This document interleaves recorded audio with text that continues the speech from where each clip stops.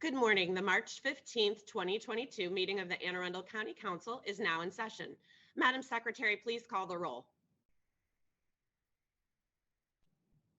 Good morning. Ms. Lacey. Present. Ms. Pickard. Present. Mr. Volke. Mr. Volke did let me know he was going to be calling in. I don't think I see him here yet, but I believe he's coming. Mr. Pruski. Here. Ms. Fiedler. Present. Oh, good. You're here. Thank you. Ms. Radvian. Here. Ms. Hare. Present. Ms. Schuett. Present. And Ms. Bolayer. Present. Madam Chair, we have 6 council members here so far, Legislative Council and the County Auditor also present. Thank you very much. All right, we will begin today with the resolution and then we will move into discussion on legislation. Madam Secretary, could you read the Open Meetings Act statement?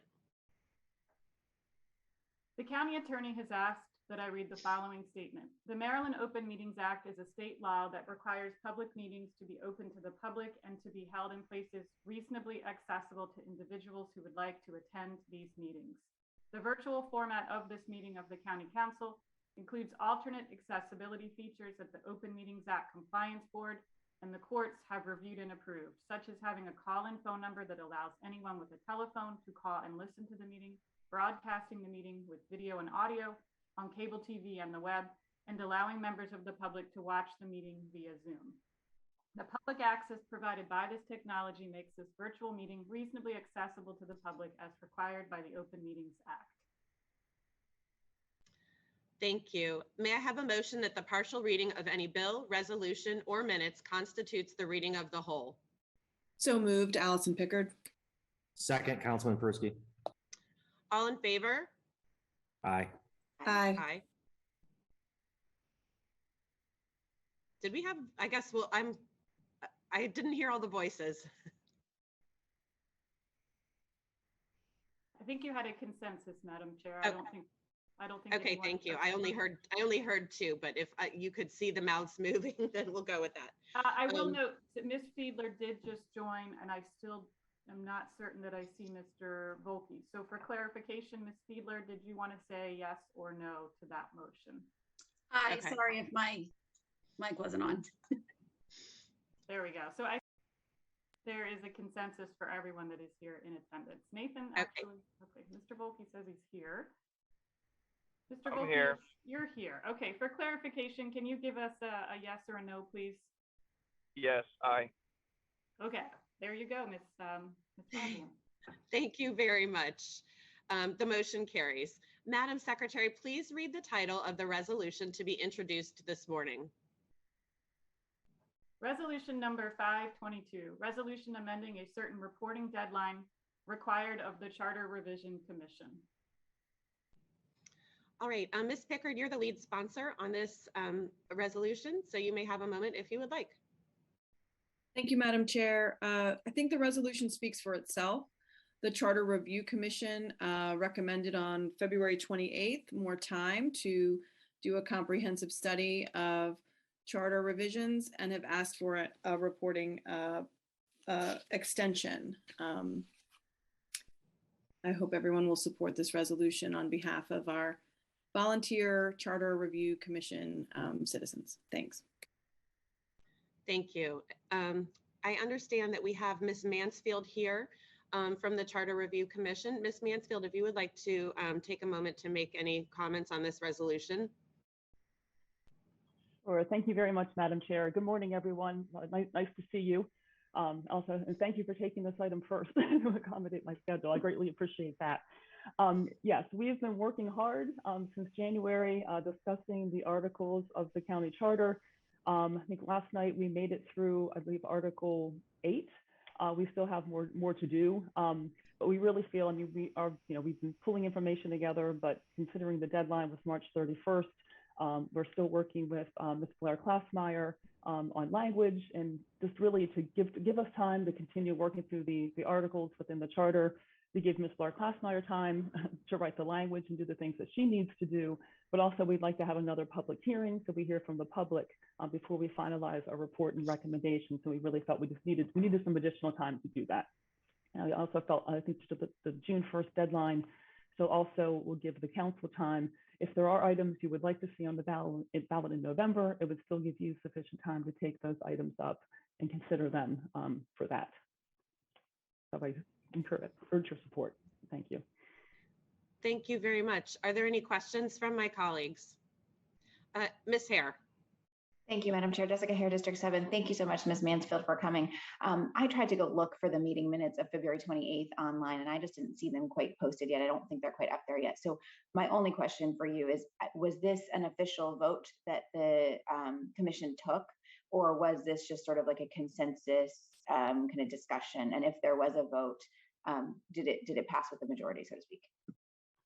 Yes, yeah, this was an official vote. It was unanimous. We may have had one member not present at that meeting, I'm trying to recall, but it was a vote and it was unanimous. Awesome, thank you so much.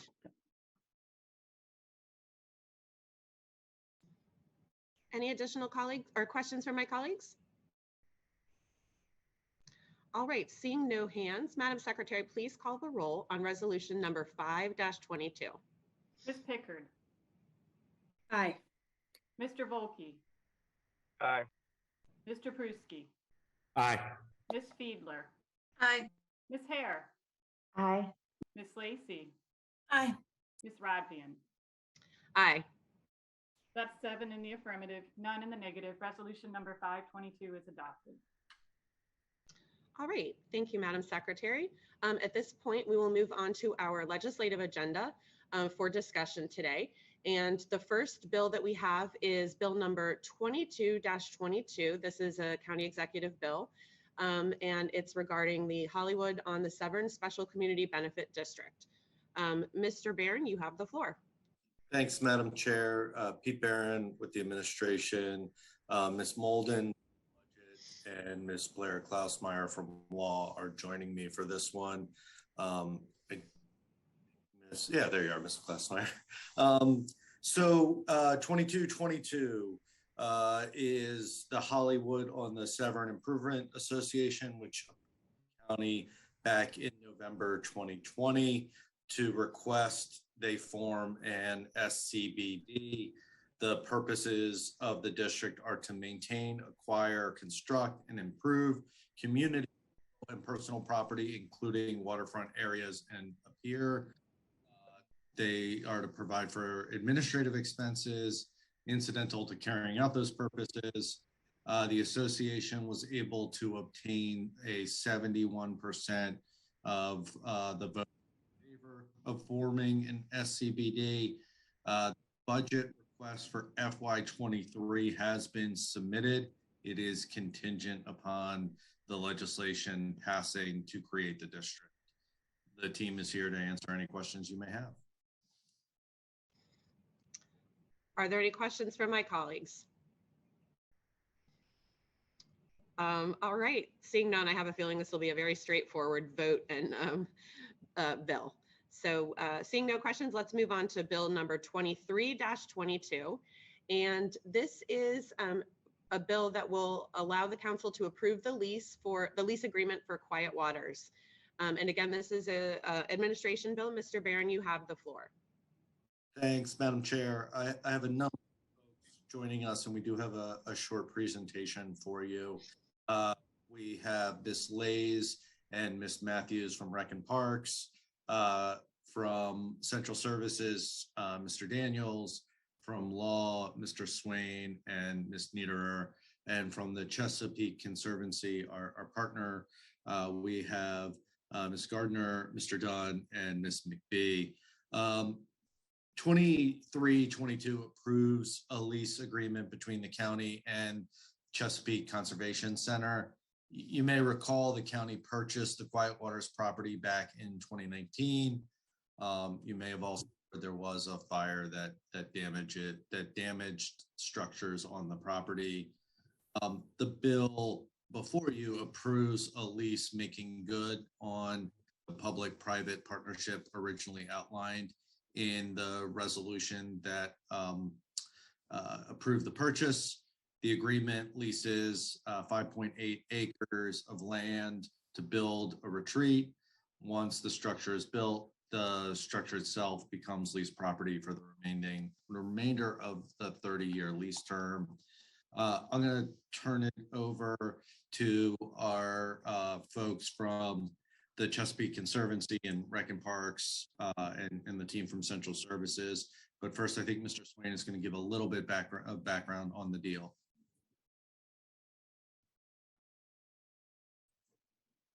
Yes, good morning. Greg Swain, County Attorney. I did want to give a little history of this parcel because it's been involved over the years. This waterfront parcel was part of a 355-acre farm that eventually became Quiet Waters Park. In 1986, the entire 355 acres was under contract to a developer. The county had expressed interest in acquiring the site for a park and eventually purchased the contract rights from the developer for about $750,000. And as part of that deal, agreed to subdivide and deed back to the developer the 19.45 acres that eventually constituted Quiet Waters Retreat. The developer's intent at that time was to develop that site as private residential development. The development of the 320-acre Quiet Waters Park commenced in 1987, while this 19.5-acre site remained as is, with the developer commencing plans to subdivide the property into residential building lots. A plat was recorded in 1987 for what was going to be called Quiet Waters Retreat, creating 9 waterfront building lots. After that, the developer attempted to meet various development conditions on that plat. That continued in 1999. After the developer had been granted several time extensions, the process slowed to a halt and no further action was taken until 2016. At that time, the developer attempted to revive the subdivision. The county resisted that effort because many of the time that deadlines on the record plat had not been met, and under applicable law, the recorded plat was no longer valid. The developer then threatened a lawsuit for loss of its building rights. So it was against this backdrop that the acquisition of Quiet Waters Retreat by the county and its partners began to take place. In 2018, while we were still working with the developer to avoid a lawsuit, the folks from Chesapeake Conservancy approached the county with a proposal for acquisition of the 19.45 acre site as part of a public-private partnership, using a combination of federal, state, local, and private funds for the purchase. The developer originally wanted $9 million for this site. Now, the price was negotiated down to about $7.85 million, and it was funded in the following manner. So Chesapeake Conservancy had secured $2 million in private donations from well-known local conservationists James and Sylvia Earle. They also steered the county towards a program that's conducted by the U.S. Navy, which is called the Readiness and Environmental Protection Program, which we refer to as REPI. So through that REPI program, we were able to obtain $1 million in federal funds. And then the balance of the purchase price, $2 million of that was from state POS funds, and state POS funds are awarded to projects by the state that have special significance. And then $2.68 million, the balance of the purchase price, was local POS funds. And by that, I mean program open space funds as part of those funds that the county typically receives from the state as part of that program. So part of the partnership that we put together was that in recognition of sourcing the private funds, Chesapeake Conservancy would be permitted to lease a small portion of the Quiet Waters site for use as a base for its nonprofit operations. As Pete just mentioned, that initially this is going to be about a little under 6 acres of the site that includes an area for construction of a building. But once the building's completed, the lease area shrinks down to the footprint of the building, which is going to be roughly 14,000 square feet. And this building will house the operations of Chesapeake Conservancy, their conservation operations. Chesapeake Conservancy is paying for all the improvements and will pay a nominal rent for the site. The involvement of Chesapeake Conservancy in this project has really made this acquisition possible. and added a really beautiful and significant addition to Quiet Waters Park. The acquisition of this property came before you in 2019 as part of Resolution 3819, as at that time, the county was asking to use advanced land acquisition funds for part of the purchase because there had been a delay in getting the state POS money. The resolution passed. Part of the funds that were used at the time of purchase were advanced land funds. And then once we got the POS funds from the state, the advanced land fund was fully reimbursed. So prior to the receipt of the private funds from the Earls, the county and Chesapeake Conservancy entered into an agreement to lease, which sort of spelled out the basic terms of the lease and our agreement that in recognition of their participation in this partnership, we would be entering into a lease for them for construction of their conservation headquarters. The agreement to lease provided that it was subject to county council approval. So Bill 2322 seeks the council approval of that lease. Thank you. If we can maybe turn it over to Rec and Parks or Chesapeake Conservancy, I'm not quite sure who's doing the presentation. Good morning, Jessica Lays with Rec and Park. So we're super excited to partner with the Chesapeake Conservancy to provide these recreational amenities at Quiet Waters Park.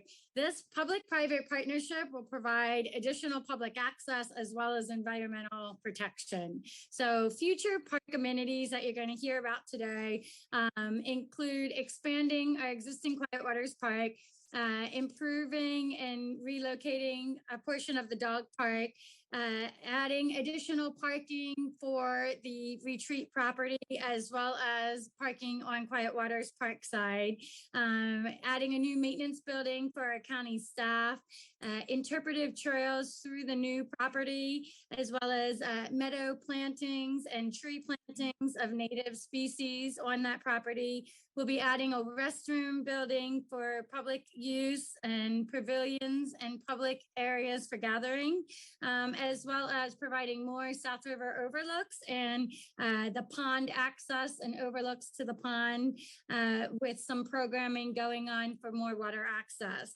In addition to that is the building being constructed by the Chesapeake Conservancy in partnership. And I'm going to turn it over to Joel Dunn, the president and CAO at the Chesapeake Conservancy, to tell you a little bit more about their vision and their partnership with Arundel County. Thank you so much, Jessica. And thank you, Recording Madam Chair. in progress. And thank you, council members, for all of your amazing work on behalf of our county. I live in Anne Arundel County. I have two little daughters that really benefit from all of your time and effort and the passion you pour into our community.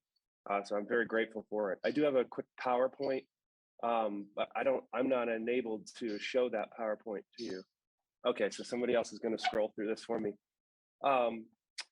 So I just wanted to give you a little bit of background on who the Chesapeake Conservancy is. Can you go to the next slide for me? Our mission is to protect our cultural and natural resources in the Chesapeake Bay. And we do that through education, inspiration, conservation.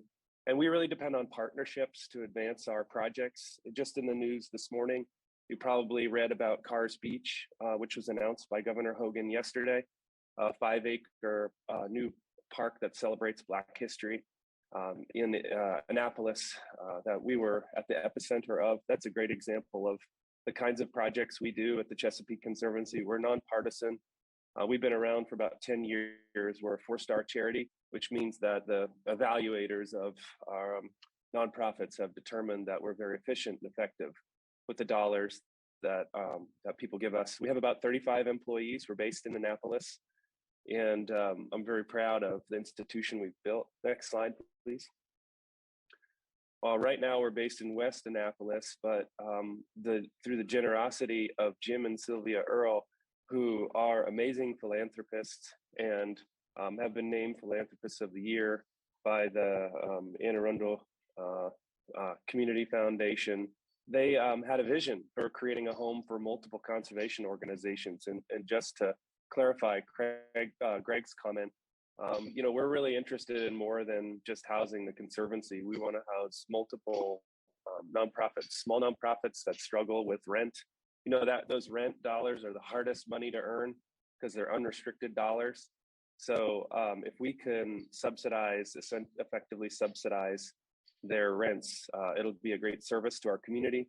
Another idea is to enhance collaboration among conservation organizations, enhance efficiencies, and inspire the staff, the visitors, the board members, the donors that are participating in those nonprofits, exemplify best practices on how to a green building, et cetera, inspire education and encourage and sharing of information, as I mentioned.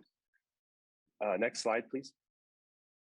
So public and private partnership, we're trying to exemplify how public dollars and private dollars can complement one another. We're effectively, we contributed to the acquisition, as Greg said. We will be bearing all the costs for the building. Then we're going to create meeting and event space, not just for environmental organizations, but some of the community members as well to collaborate and plan. Next slide, please. Sorry, it's a little repetitive. Next slide. So here's the parcel in black on the screen at the very end of Quiet Waters Park.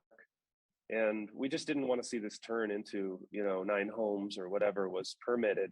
So that project, by the way, was the hardest of my life to try and protect that parcel. But we did it. And now what we want to do is really share it with the world. So next slide. So we've developed through the generosity of the Earl family with a design firm to come up with something called the Meadows Edge design for the parcel. This, as you can see, the building here is outside the critical area. Was very important for us now that the buildings are gone due to arson or whatever happened there. And the Rec and Park's amazing work to remove the buildings in a sensitive manner. We wanted to build on the site along the tree line so we don't have to take down any trees. And so that the bulk of the site is available for public access. I'm a blue collar kid. I didn't have access to the water when I was a kid. So it's really important for me that everybody that comes to the park gets to enjoy this parcel of land. So we're working with the Rec and Park Department on a new series of interpretive trails that will provide that access and enjoyment and interpretation, and which would have otherwise been houses, private houses. So it's a multi-million-dollar view for every kid that goes there. They'll be inspired to become the next conservationist or county council member to do their part for their community. And just to clarify, public access is a really, really important part of our mission. So if you look carefully at this slide, there's some little red dashes on this image here. Those are the trails. Some of them are ADA compliant, and then there's other trails that are not in red dashes that are not ADA compliant.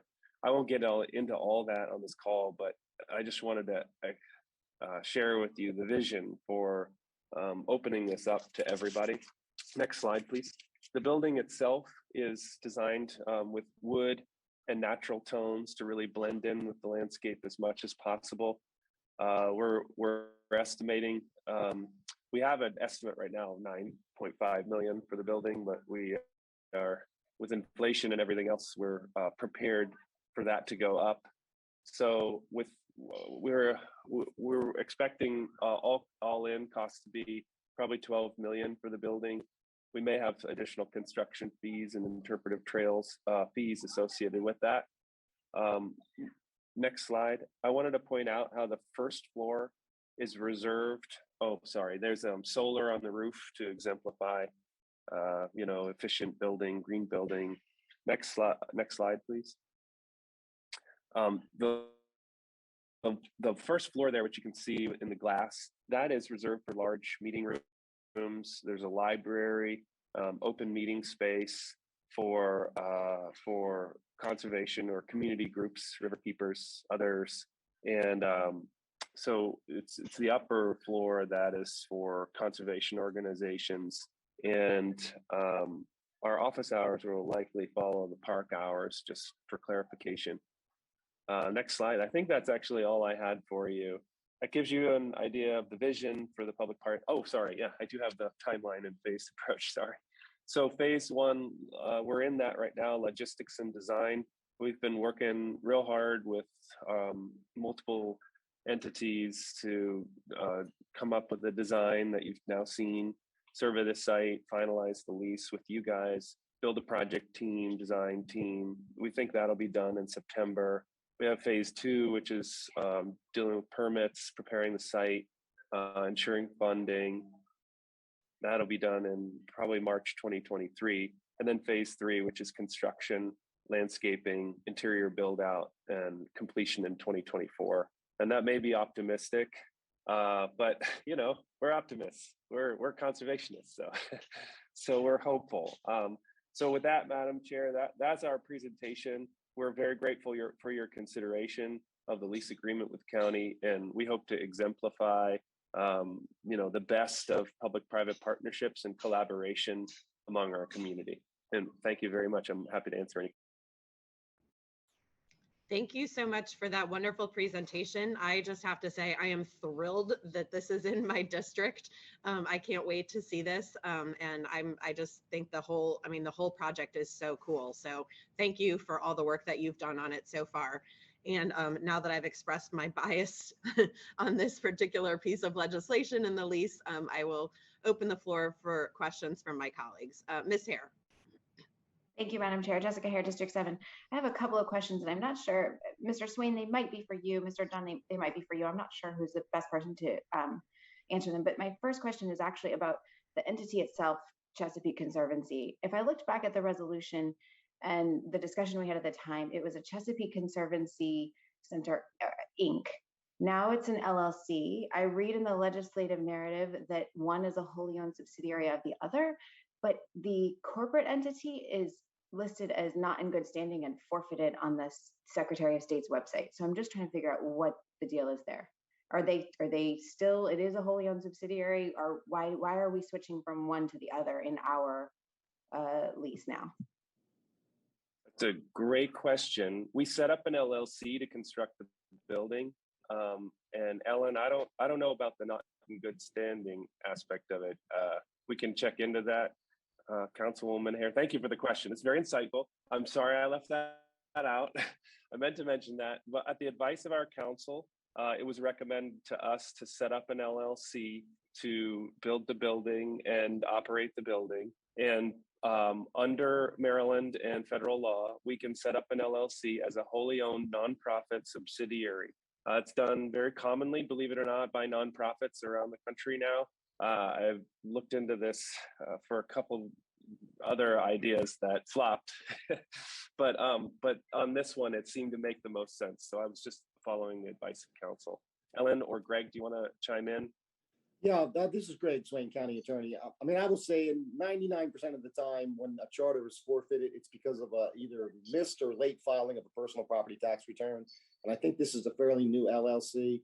So I will talk with, I think it's Pam Marks, his counsel that we've worked with Chesapeake Conservancy. It's a fairly simple thing to straighten out, but thank you for bringing that to our attention. Yeah, and I'm sorry I failed to mention that, Councilwoman Hare, but thank you for bringing that up. Ms. Fiedler. Thank you, Madam Chair. Amanda Fiedler, District 5. Mr. Dunn, thank you for the presentation. The structure and all that surrounds it is quite beautiful, actually. So I do have some questions regarding technicality. So this will probably go to the administration.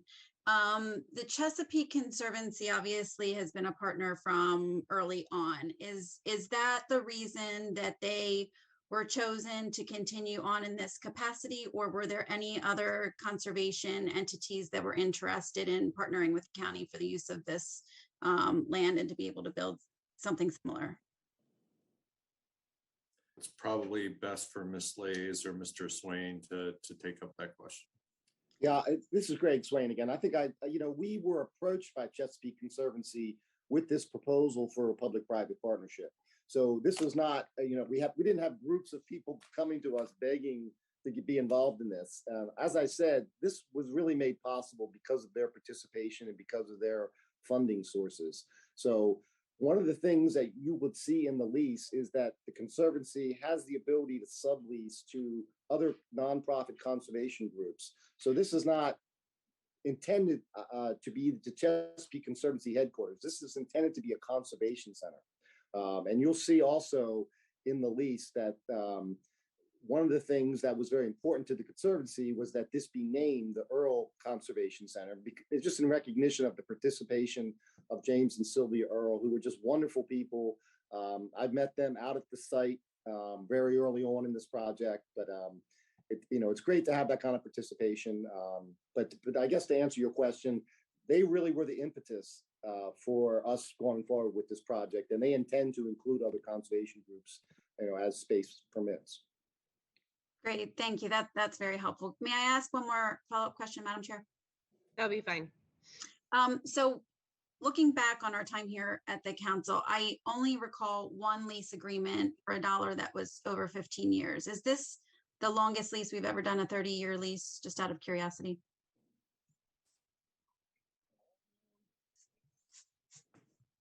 I think I would have to get back to you on that. I don't believe so. Okay. But one of the differences between this lease and other leases, this is more or less a commercial ground lease. So they are leasing the ground space, and at the end of the lease period, the improvements revert to the landowner, which is the county.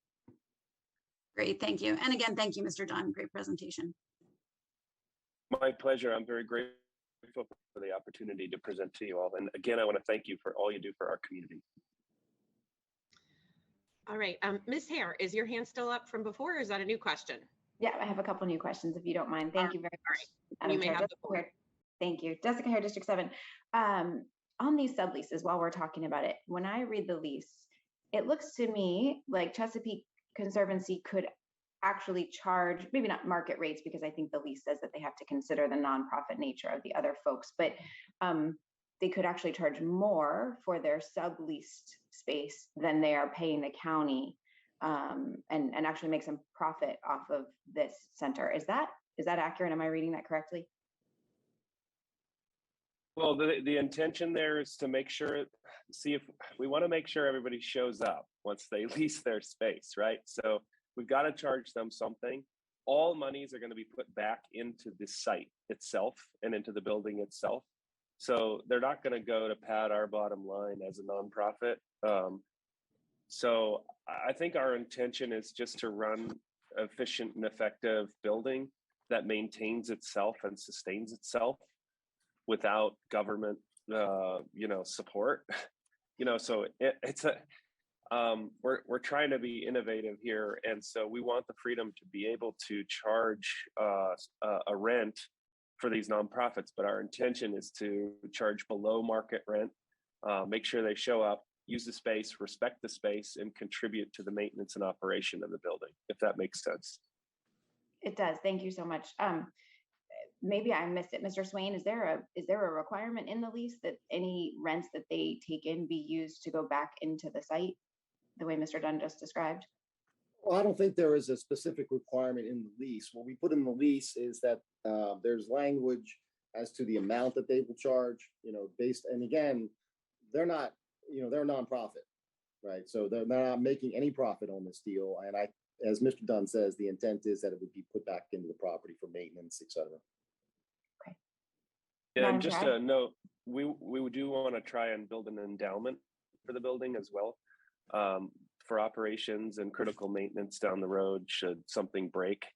We really want to be exemplary in every way. And so we want to tackle the building first, but that is our intention down the road. Understood. Thank you. Ms. Hare, may I just say that the actual language in the lease indicates it's more of a cost sharing means of rent calculation. So the operating costs around the building, utilities, insurance, and those items would be what was utilized to determine how other parties who share the building would be charged for access. So instead of thinking of it as a commercial rent, it'll be more of a co-op component of shared expenses. Okay, thank you very much.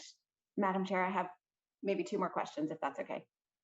That would be all right. Seeing no other hands, I guess you may proceed. Okay, Ms. Lees, I think this question is for you. The parking situation. I can see parking on the schematic that they showed. I agree the building does look beautiful. And I can see in the lease certain parking requirements. It looks to me like the county is on the hook for constructing the parking, or is that part of what Chesapeake Conservancy is doing? And if we are on the hook for the parking, do we know about how much that's going to cost? I'm going to ask Erica to answer your question on the parking spaces. So there are two different parking lots being constructed. One that's an extension of Quiet Waters Park that will help get the public over to the property. One that is part of the parking for the building and the staff that will be working in the building. So Erica, you want to talk a little bit about those two spots? And it might be a little preliminary for cost estimates, but at least conceptually. Good morning. This is Erica Matthews with the Department of Recreation and Parks. As Jessica indicated, there are two parking lots being constructed. The primary access point for the community will be through the primary gate of Quiet Waters Park. There's parking that will be in the lower area near the dog park. Then there will be a footpath or a road bridge that will connect to the retreat side of the property. There are parking spaces that are on that side of the property. Though will be ADA accessible parking will be on that side, and there will be some parking to support the building. I think there are about 30 parking spaces on that top lot. With the reconfiguration of the areas around the lower lots, I think it's about 108 spaces that we're reconfiguring. The parking spaces are to support the visitors both to the park as well as to the park amenities that will be constructed on the retreat side. We are just in the master planning stages right now. We don't have definite estimates. We do know that some of the parking will be sort of a pervious paver type parking, simply because there is a limit on how much impervious we can have on the site. So that's about as far as we've gotten with the design. Is the county paying for it? Yes, the part of the lease requirement is that the county provides access to the site, which includes the parking. Okay. Mr. Swain, in paragraph 24 of the, I think it's 24 of the lease, there's a requirement that the county reimburse the Chesapeake Conservancy for any funds expended in the construction of this building in the event that the lease is terminated within 10 years, I believe. And then after 10 years, there's a requirement that we reimburse them less depreciation, where year one is year 11, so to speak. My question on this is, you know, there's the ability of Chesapeake Conservancy to terminate just on 30 days notice. And I don't see paragraph 24 differentiating between whether the county terminates or whether Chesapeake Conservancy terminates, unless I just read it too quickly and misunderstood. So I just want to make sure that if Chesapeake Conservancy terminates the lease for whatever reason, I don't know, funding falls through or something like that in 6 years, that we're not on the hook for millions and millions of dollars as the county to reimburse for any development costs. Okay, let me take a second and review that paragraph. Now, I know the intent of the paragraph when we drafted this was the improvements revert to the county upon the end of the lease, whether it's terminated or whether it expires on its own terms. So this was in recognition of that those improvements would come to the county. But can I respond? Can I take a look at this and respond to you offline? Yeah, an email would be great. I just, Okay. That paragraph really concerned me given the potential cost. And since the lease is suggested to be as kind of a partnership with them in that they were helpful in getting the land, it seemed odd to me that then we would be taking on the cost. Anyways, the email's great. Okay, last question, I promise. So there was a fair amount of POS money, Project Open Space money, used for this property. And so the public is necessarily saying, okay, this property has got to be fully accessible and things like that. The 6 acres of land that's getting leased, just under 6 acres, is a substantial portion. It's almost a third of the property, at least to start with, while the property is under construction. And I understand that parts of it will then revert back to the county and be open to the public. But I guess I'm getting questions from constituents saying, hey, this is all supposed to be open to the public, but now we're giving a piece of it to someone else for $1 a year. And it's not just 30 years, right? It's 90 years because the tenant can extend at their own option twice for 2 30-year periods. So right? I mean, naturally people are going, well, hold on, but I want to be able to come use this space. Can we even do this with Project Open Space? And how do you respond to the folks who are saying that? Sure. Greg Swain, County Attorney. This was a complicated deal to put together. Let me just put it at that. One of the aspects of property purchased with POS money is that it be accessible to the public. So what we were able to do in this situation is because the property had not really been subdivided, but we were able to delineate areas of the site that were not included in the POS portion of the site. So in other words, the POS funds that we received were allocated to areas outside of the development. And we were able to do that because we had some boundary lines from a very long ago that were existing on the site. So the funds, and that's the same with the REPI money as well. So we allocated those monies to specific areas of the site, and we're able to say that no POS money was paid to purchase the 5.8 acres for construction. And eventually, as you noted, that's going to shrink just the footprint of the building. So that portion was purchased with the private funds. We were able to delineate that. And one thing I want to clarify from your first question is we took a look at State Department of Assessments and Taxation website, and the two entities that are included in our partnership, which is Chesapeake Conservancy Inc. and also Chesapeake Conservation Center LLC, both of those are active. So they're in good standing. There are two similar entities that are forfeited. Chesapeake Conservation Center Inc. is a forfeited entity, which is not part of the Conservancies group. And also Chesapeake Conservancy LLC is a forfeited entity.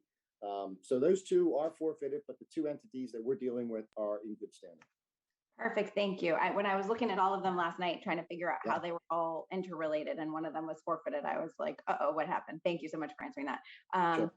Okay, on the second piece of that question, though, on the Project Open Space, so it's just, you've allocated that piece as private, and so it doesn't need to be accessible to the public, is essentially the response. That's the way, right. And we work very closely with the POS folks to do that, because they would not, they wouldn't have allowed us to use the POS money to purchase even if a portion of the site was being developed privately. So we were able to delineate those areas, and they were fine with it. Okay, thank you. All right. Thank you so much, Mr. Dunn and folks from Rec and Parks, and Mr. Swain for your answers on this part of our agenda today. At this time, we're going to move on to Bill number 24-22, which is related to the Executive Director for our forthcoming Police Accountability Board. So, Mr. Barron, this is another county executive bill. You may have the floor. Thank you, Madam Chair. I think they might all be county executive bills today. 2422, as Madam Chair mentioned, creates a new class title of Executive Director of the Police Accountability Board and adds this position as well as an administrative secretary to the department. The new Executive Director position will be a grade E7, and the administrative secretary position is at grade grade E1. For the councils, and I just realized I forgot to introduce the good folks who joined me. We have Ms. Atkinson and Ms. Badowski from Personnel, and Ms. Blair Klausmeyer that are here for the questions.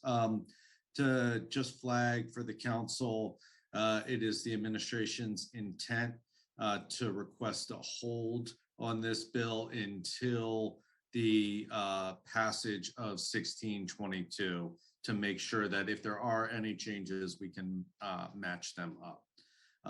So with that, happy to answer any questions, but this is the position control bill related to 1622. Thank you, Mr. Barron. Any questions from my colleagues? Ms. Fiedler. Thank you, Madam Chair. Amanda Fiedler, District 5. Mr. Barron, just for the knowledge of the public, what in the state legislation was required as far as staffing? The local governing body can decide how they want to staff it. So there's no requirement at the state level. And Ms. Blair Klausmeyer correct me if I'm wrong, there is no requirement at the state level that counties actually put staff. The administration felt it was important to fund 2 positions to do the work of the Police Accountability Board. Thank you. Any additional questions for my colleagues? All right, seeing none, another one relatively straightforward. We will move on to bill number 25-22 relating to language access. Again, as you said, all admin bills today. So Mr. Barron, it's all you. Thanks, Madam Chair. I have our Human Relations Officer, Ms. Asha Smith with me, and Ms. Lori Blair-Klausmeyer from Office of Law is sticking around. This bill is a little more complicated, but is also pretty straightforward in my opinion. Bill 2522 requires the county to provide equal access to the public, to public services, meetings, websites, web pages for individuals with limited English proficiency. The county already has the responsibility to provide many of the services outlined in the legislation under federal rules. The bill requires agencies to take reasonable steps to make materials available, includes face-to-face in-house oral language services if the agency has contact with individuals of limited English proficiency on a weekly basis or more often, or the translation of vital documents ordinarily provided to the public into any language spoken by at least 3% of the county population as measured by the most recent census. In addition to those requirements, the bill requires county agencies to provide translations of public-facing web pages in any language spoken by more than 0.5% of the county population.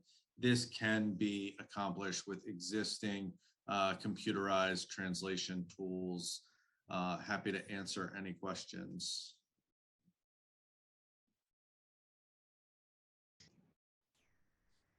I see no hands from my colleagues, although I don't have everyone on one screen today, so I'm just flipping over to check.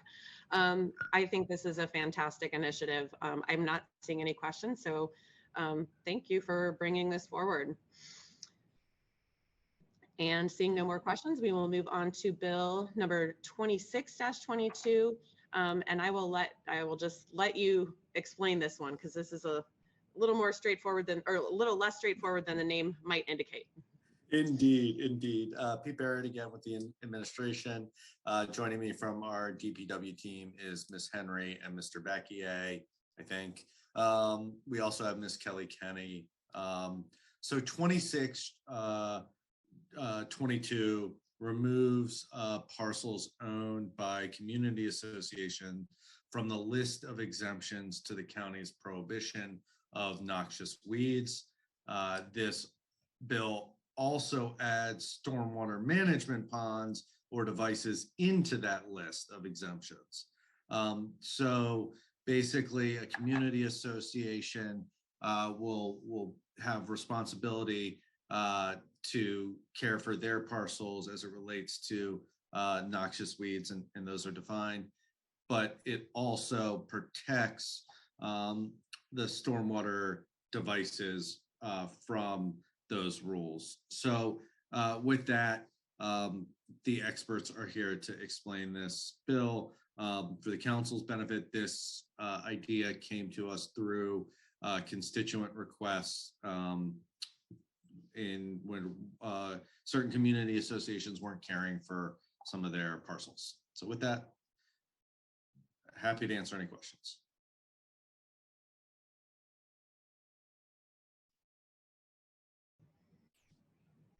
Well, looks like you're off the hook. Oh, wait, Ms. Fiedler. Thank you. I was trying to find my hand raised button. So Mr. Barron, I've had some questions about the storm water exemption. I know that this is probably going to be deferred to Ms. Henry or Mr. Backey, but questions from the community are why, and given if an example could be given that kind of put this language in the bill. So I'll turn it over to the experts from DPW or law. The simplest explanation is they're covered in a different section of the code for maintenance of your stormwater devices. So I'll turn it over to Mr. Beckier or Ms. Henry, or maybe this is an Office of Law question. Good morning, council members. Alex Baquier, Deputy Director, Bureau of Highways, and I'll take a crack at that. Essentially, the stormwater management features are a regulated feature. So they have specific requirements and they are administered under Article 16 by the Department of Inspections and Permits. So there is a regular inspection regime. And if they are not meeting the rules of code, or generally there is a specific agreement that was executed when the development was first built, then there is a compliance notice issued by the Department of Inspections and Permits for care and maintenance of that feature. And that may be certain vegetation requirements, stabilization, the trees that can't grow on the side slopes, cleaning the inlet and outfall of that feature. So it's more than just mowing and is properly under that regulatory regime. So this change kind of clarifies the code applicability for weeded lots as not including the specific features on property that are properly regulated elsewhere. Madam Chair, may I ask a follow-up? That'd be fine. Okay, so the concern obviously was that this exemption would result in stormwater systems becoming overgrown and cluttered and inoperable. And based on your answer, Mr. Baquier, which you need to come see us a little more often, I mispronounced your name at the very beginning. That's not the case. It's just that it's covered in another section of the code. That's correct. Okay, thank you. My pleasure. Any additional questions on this bill? All right, seeing none, we will move on to bill number 27-22. And this is regarding pensions for police and fire service. Mr. Barron, you have the floor. Thanks, Madam Chair. I have Ms. Badowski and Ms. Lovett from Personnel and Ms. Blair Klausmeyer from Law. This is another one that is straightforward in concept, but kind of complicated to execute.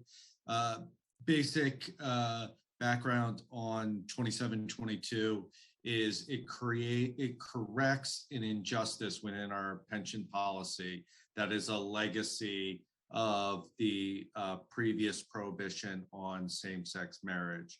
So certain members of the fire and police service pension plan were legally prohibited from marrying their partner. So they had to take a less generous election in their pension benefit for their surviving partner. What this bill does is allows those folks to change their contingent election, or wait, hold on, I'm not using the right term, right? It's your contingent annuitant. There we go. It's a hard word. To the full spousal benefit.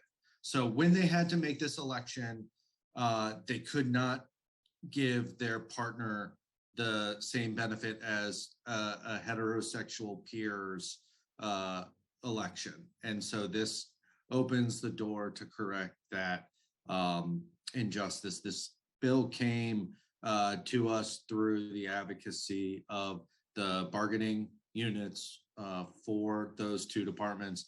The reason why this only affects police and fire is to do with the specifics of their the police and fire pension plans. So I am going to direct all actual technical questions to the experts, but I think I got the big picture for you.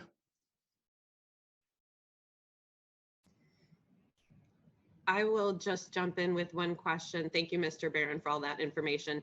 So does this bill bring to full equity all members of our police and fire who are in same-sex marriage to all other marriages? As it relates to with respect to pension. yes. Okay, thank you. And that's wonderful. Any additional questions? All right, moving on then to bill number 28-22. And again, this is another bill relating to position control, I believe, or position categorization. I'm still recovering from that loss of hour. Go ahead, Mr. Barron. No kidding. Same thing over here. We have Ms. Rickers Atkinson and Ms. Collins from personnel, and I think Ms. Badowski is still hanging around if she's needed.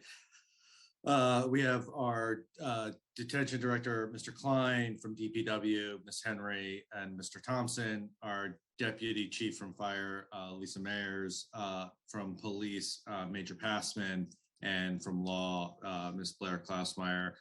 So 28-22 makes changes to positions within the classified service as it relates to police, fire, and communications operator. It increases some pay grades to help there.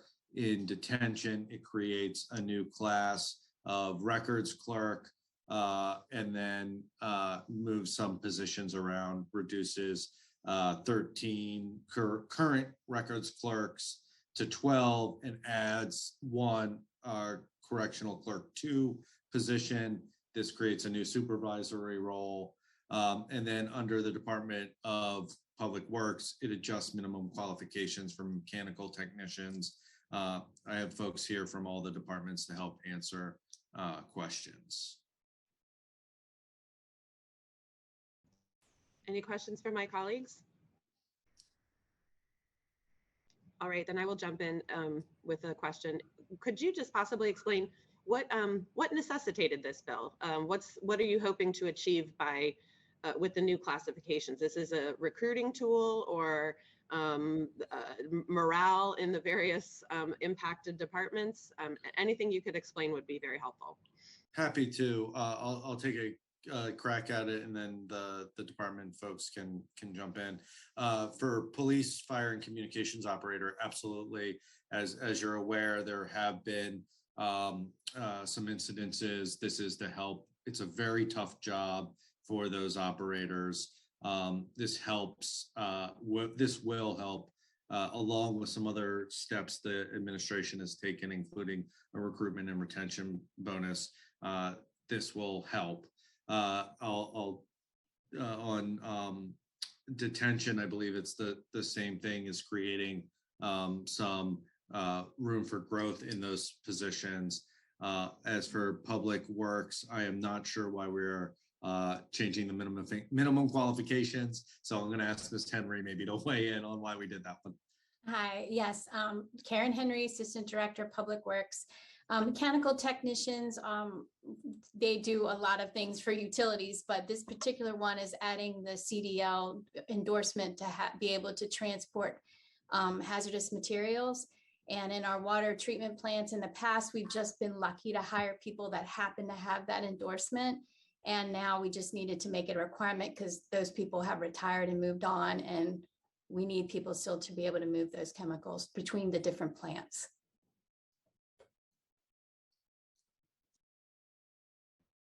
Thank you very much. So this is actually good news then. So thank you very much for bringing this bill. Obviously, this is a community concern, and this bill will help address that community concern. Any additional questions from my colleagues? We might have, well, I don't want to jinx anything, one of the fastest work sessions of all time today. Our last bill on the agenda is bill number 29-22, and this is regarding Odenton Town Center.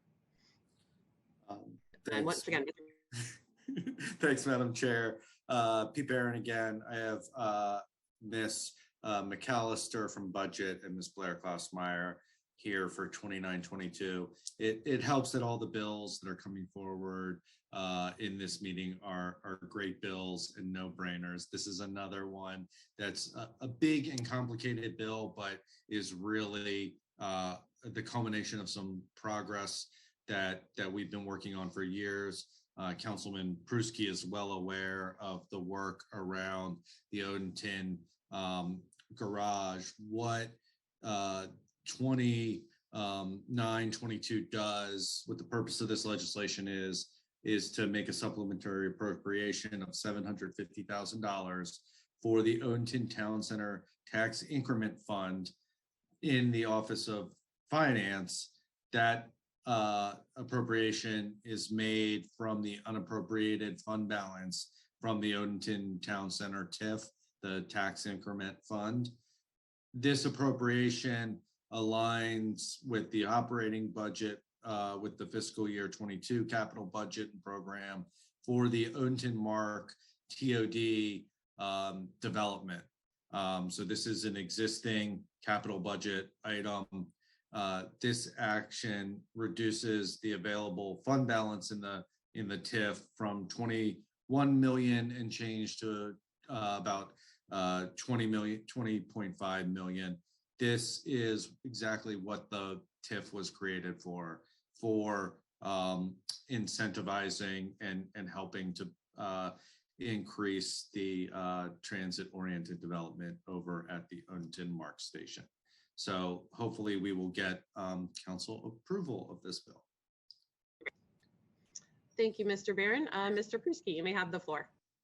Thank you, Madam Chair. I just want to be added as a co-sponsor to 2922, and I want to thank the administration for a long effort and road that it's taken to finally get some action in the Odenton Town Center. Certainly, I will say until there's a shovel in the ground, then I'll actually say it's real. But this, again, is one step forward, and I appreciate the efforts to make something happen. Thank you. We'll make sure we get a shovel for you, Mr. Pruski. Any additional questions from my colleagues? All right, well, it looks like we can wrap it up. So thank you everyone for being here today. We will see you all again on Monday, March 21st in the council chambers at 7 p.m. So have a great rest of your week and we'll see you on Monday. Take care. Bye-bye.